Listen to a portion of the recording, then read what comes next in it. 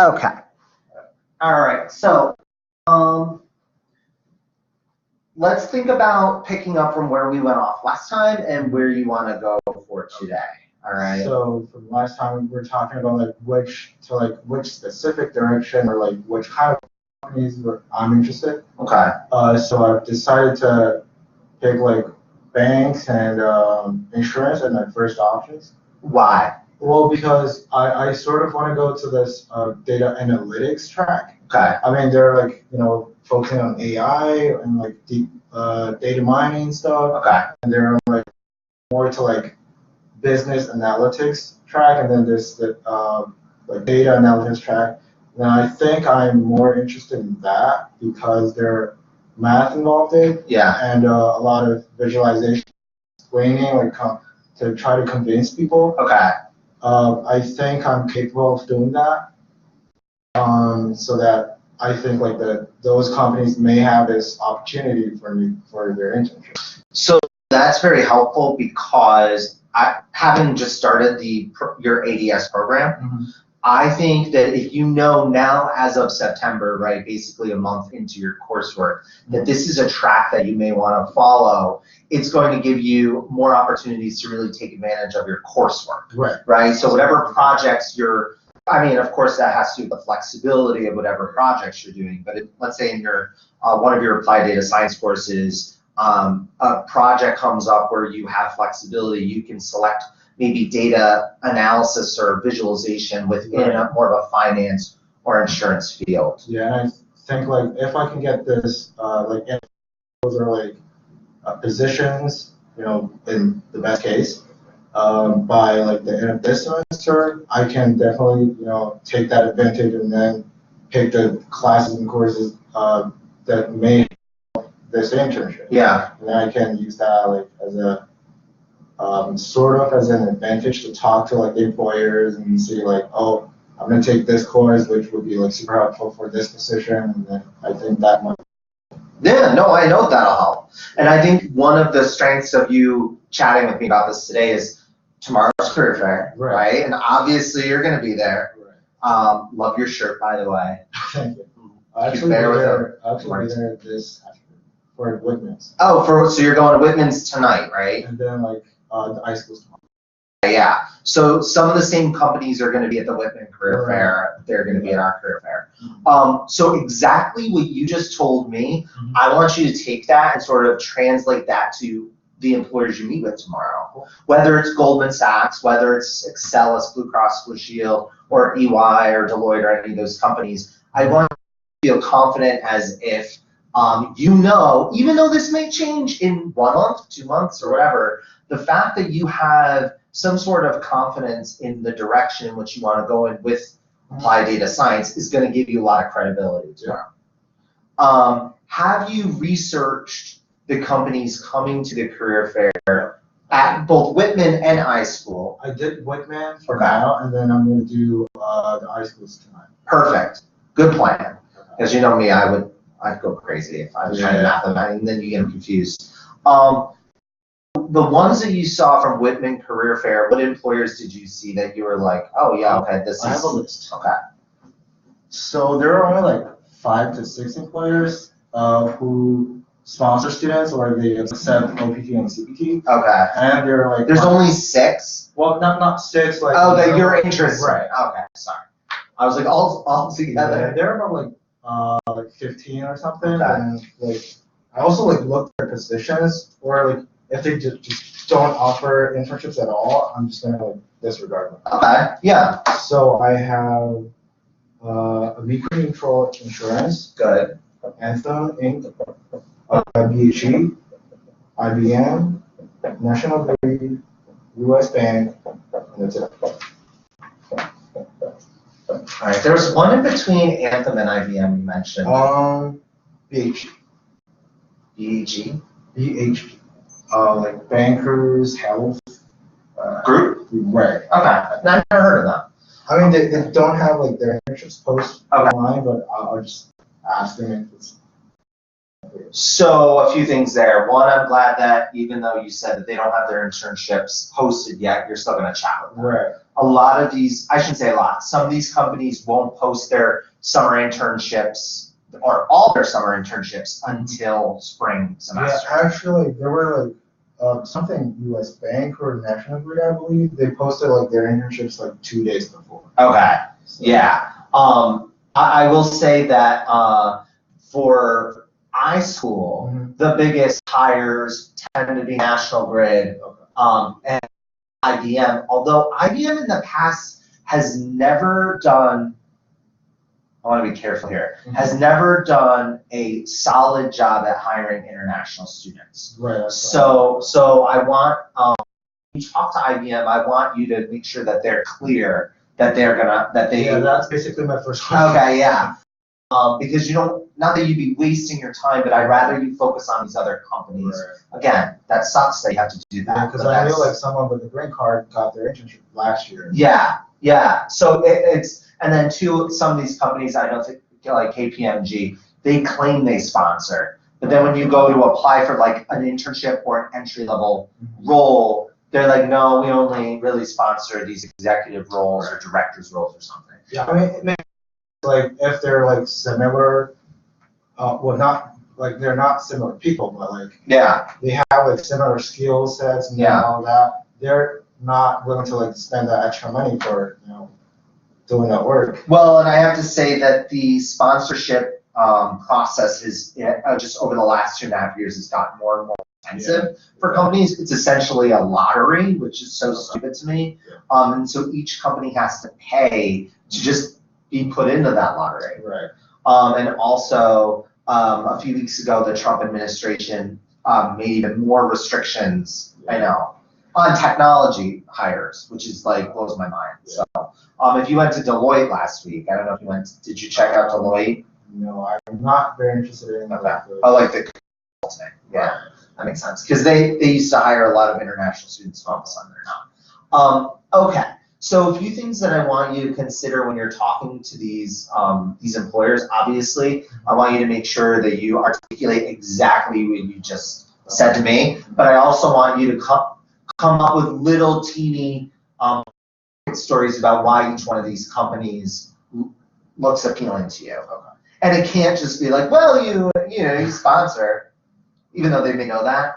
The nice thing is that I would say that most of these companies are at least appear to be in the business of helping solve problems, Right. helping people. Anthem, obviously a huge medical, actually my mom works for Anthem, huge insurance company. It was provided. Really? Yeah. And now it's not? Well, now you're a grad I don't student. know. I don't know. Okay. It was Blue Shield, so. Yeah, and then they changed to Anthem, yeah. And IBM, we visited IBM this summer in Europe, and their whole thing is we want to be the next sort of like supercomputer. Just want to make sure this thing stays on. I'm sorry.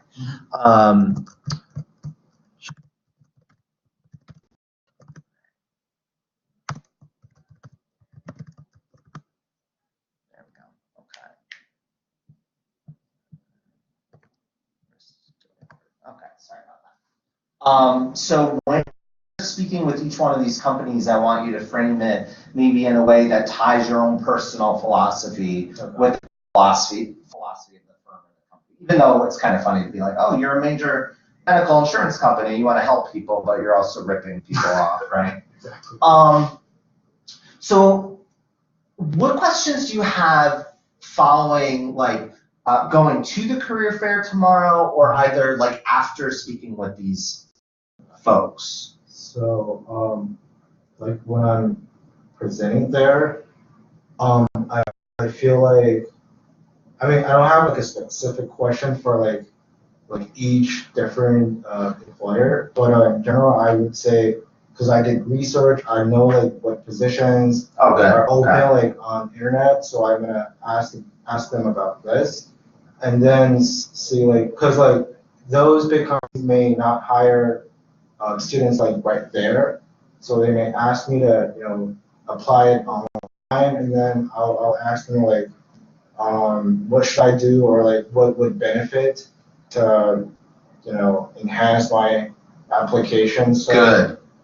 And then like after the career fair, I would say follow up them in like 24 hours to just say like I applied or like I met this problem when I'm applying.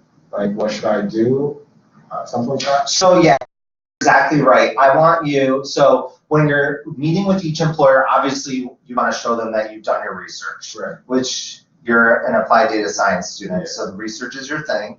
And so that's going to make it seem like you're making their time more valuable. They're going to tell you without a doubt, they're going to say, oh, have you applied? Or if you haven't applied, when do you plan on applying? They're going to hopefully, kind of encourage you to apply. Right.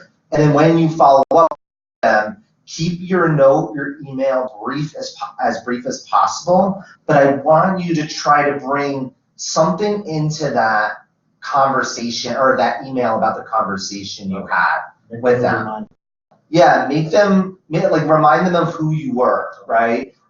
It may be even a good job if you're following up via email, not LinkedIn, but email to attach your resume.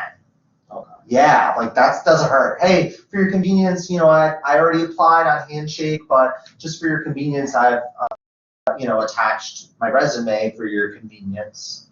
It does not hurt. If they don't want to look at it, they don't need to look at it, right? Like it's not a big deal. And then two, also remember that you jot down their name or you get their business card, because that's really important too. Now, if for whatever reason you miss the name or you're like, who's this guy? I forgot who this guy I was talking to with IBM. Just email me and I can try to give that to you. I can also try to find it on Handshake as well. What other questions do you have regarding either the application process or career fairs?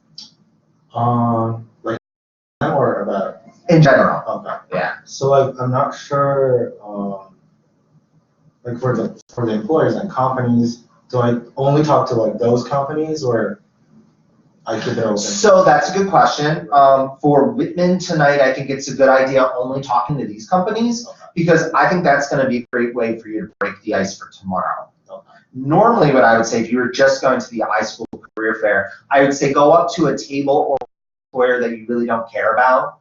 Of course, you can do this. You can do this at the Whitman career fair. I just feel like you're going to be doing this again tomorrow. And so going up to like an employer you don't really care for, just to try breaking the ice and getting yourself loosened up. I'm a big voice guy. I know that it's hard to believe, but I believe, I know, so loud. I think that you should practice at least before you go to the career fair, or tonight when you go to the career fair, to kind of work up that voice and make sure it comes across as confident, which is hard to do in like nervous situations. But what I want you to do tomorrow at the career fair is I want you to come find me, right? I'm telling as many students as I can, come find me, say hi, let me know if there's anything I can help you out with. Like, dude, I'm nervous. Just tell me, and then I could kind of, pat you on the back and kind of build up your confidence a little bit. Tomorrow, that's what I do tomorrow, so it's my job.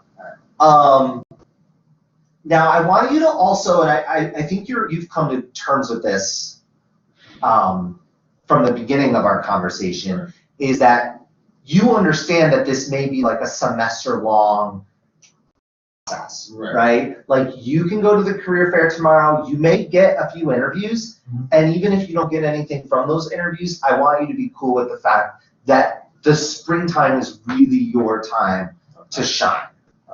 Like, so if you don't get any interviews, which I'm hopeful you will, or if you do get interviews and nothing materializes from that, or you don't end up accepting an offer for some, what's that? I've been through that. Yeah, it happens, I know.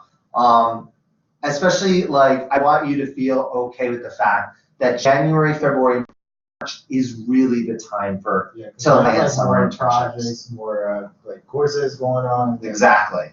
And there are more positions available at that time of the semester. Now it's in information and technology in general as a broad content area, there, like the recruitment cycle, there is no real cycle, right? Like they need to hire you all throughout the year. You may get a phone call from IBM December 1st asking for you to come in for an interview, which is annoying, but that's just how it is. So, but I don't want you to feel discouraged, or I don't want you to feel like, you suck at life if you don't get an interview in October. Right? You guys like way before that. So. Yeah, exactly. I know, you're a rock star. The only thing I would suggest with these companies, or with any of the companies you plan on talking with, is come up with something maybe from the news that's going on in a positive way. For instance, like Anthem just had a huge data breach. You probably don't want to be like, hey, I noticed you had a huge data breach. You should hire me because I can help you, right? You don't want to say that, even though it's kind of true, right? Like you can totally help them. But I want you to try to come up with something in the news for each one of these companies to kind of make them feel like you're paying attention to what they're doing. I mean, it could be something as silly as, oh, on National Grid, I saw your stocks rose. Yeah, and they're gonna be like, whoa, you pay attention to our stocks? Yeah. The last thing, and I'm sorry, I keep belaboring this, is try to connect if you can after the career fair with some of these folks and the ones you go to after tomorrow's career fair with alumni at these companies. So it doesn't necessarily just have to be high school alumni, but Syracuse University alumni. Because if you connect with some of the alumni who graduated from SU, and especially if they're international students, then I think that will only help increase your probability that you can get an interview there. You can connect with them on LinkedIn. You can say, hey, would you happen to have 10 minutes to chat with me on the phone? I applied to National Grid. I'd like to get some of your advice, being a Syracuse University student. If they agree or they email you back or respond to your note on LinkedIn, they may say, sure, and then send me your resume. I'll look at your resume. I'll pass it on. A lot of the opportunities that our grad students get here thanks to alumni. So think about that. Yeah. And then I have a question about the work authorization stuff. So there are employers that simply say we don't require U.S. work authorization. Is that the same thing as saying they're sponsoring students? So if they say you don't, that we hire, say that again? Sorry. On Handshake, there's several options saying we do not require U.S. work authorization. Okay. Or the company would like to sponsor or accept OPT and CPT, and then they're we require. So if they require, then not to apply there. Right. If there's any other option, especially the first option, you can apply to that. You can apply to that. Because basically what that means is that they can hire you not only for an internship, but maybe for the first 2 or 3 years, right. And that they will actively, if you do a good job, they will actively seek to sponsor you if that's required down the line. The problem is that a lot of the folks recruiting tomorrow may not understand the law there.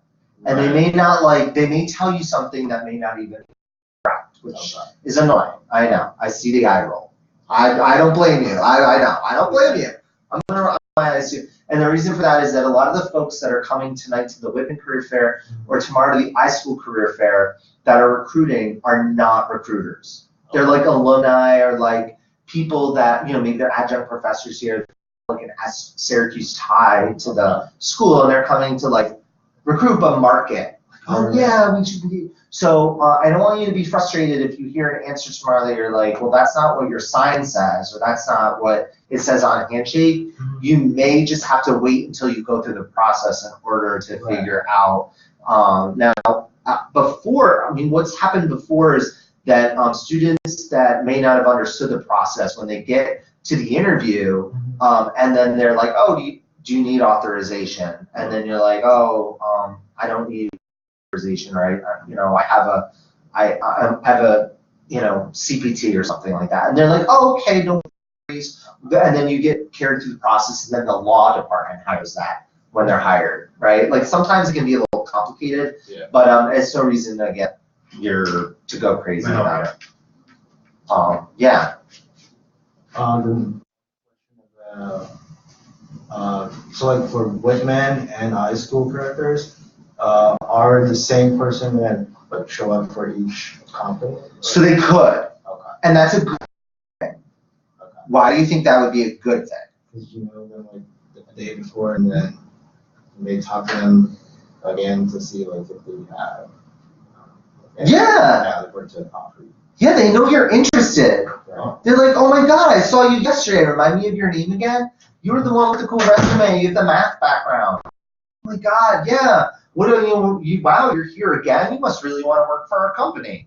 All right, so I would say like if I see like the same company names on the high school character, I'll just come up with some questions that Yes. I can ask them. Yes, or go talk to someone else that you didn't speak with Oh. at the career fair. So I was explaining this to a student in email at like 45 this morning that it's okay if you go to the high school career fair tomorrow and you see a person that you already chatted with, say hi. Be like, oh, I'm gonna actually speak to the other person today. You know, to get like different perspectives. Like, oh my god, you really want to work here. Right. And then when they're comparing resumes later that night or the next day, and they're pulling names out, resumes out of people that they really liked, you are most likely going to be the one that stands out. Yeah, I know. In every other context, that would be considered like creepy, right? Like, oh, he's back. Like, what's he doing here? But in career fair contexts, it's totally good. It's encouraging, and there's nothing wrong with showing your face again. So that just means you're interested and you're dedicated. Yeah. And like for the last 5 minutes, do you mind to see my resume, like briefly? I don't mind at all. Sure. So I have like several people, and by the way, like I try to like print out stuff, but I think like the printer downstairs was kind of. Oh, what a shocker. And then I have it on my computer. I have like several people reviewed this, but they're not high school people. I mean, like one was a secondary graduate. Okay. And then I went to Whitman Career Center. Okay. Then I went to the grad school. Okay. Tracy or Dan? Can't really. Sometimes I can't remember either. It's okay. Oh, you're fine. It's in my email. I would imagine then your resume looks pretty good, but.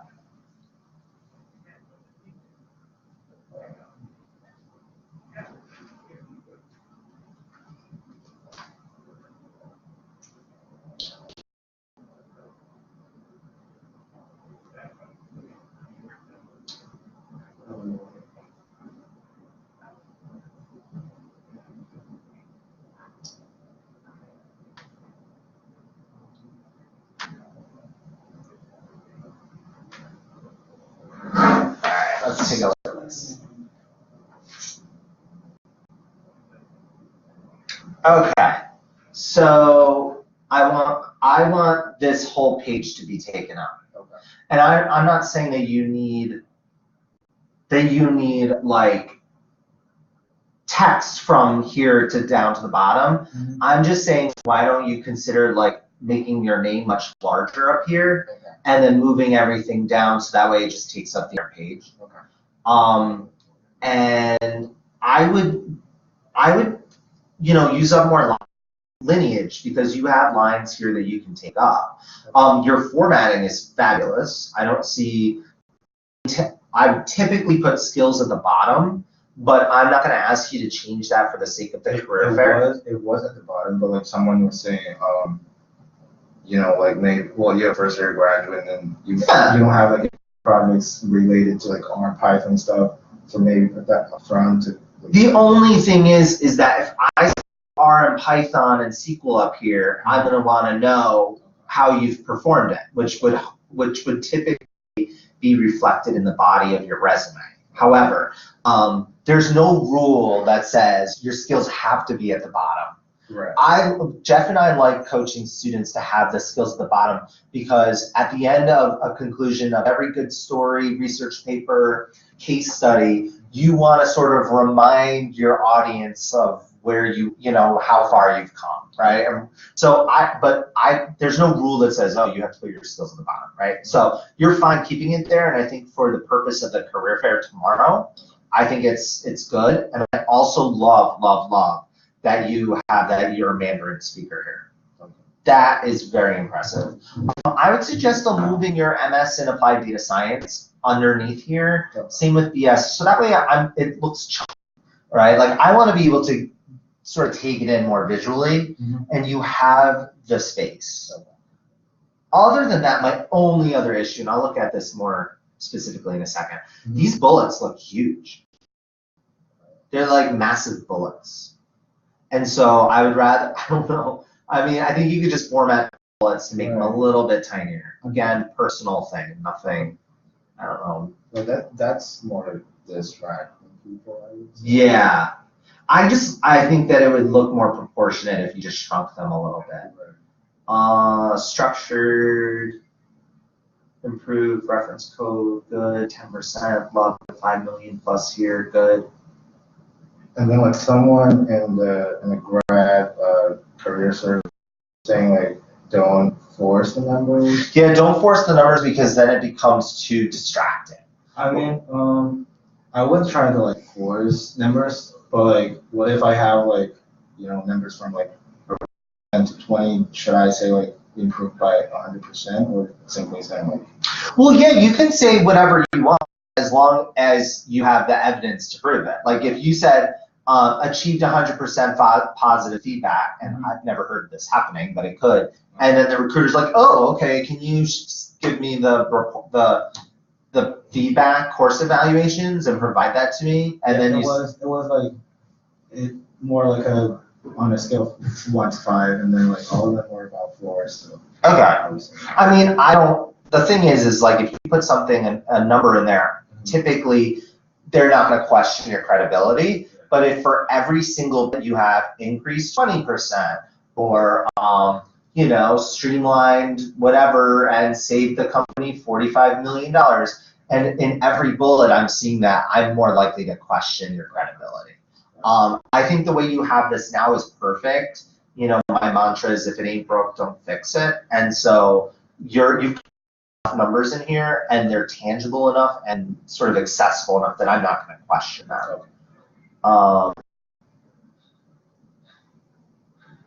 What is AB initio? It was more about like physics and chemistry. So. Is that AB or A flat? AB. Oh, okay. Looks like a flat symbol. So look, this looks great. I just want you to take up the page, okay? And again, like what I would do is it might be a problem with like Google Docs. I only left like 2 lines in like Microsoft Word. So see how it looks when you print it out, because you're going to be printing out copies of your resume to hand out tomorrow, and I'd be more concerned about how it looks on physical paper than what it looks like on PDF or Google Doc. Although if it's PDF, that's how it should come out. That's how it's locked in.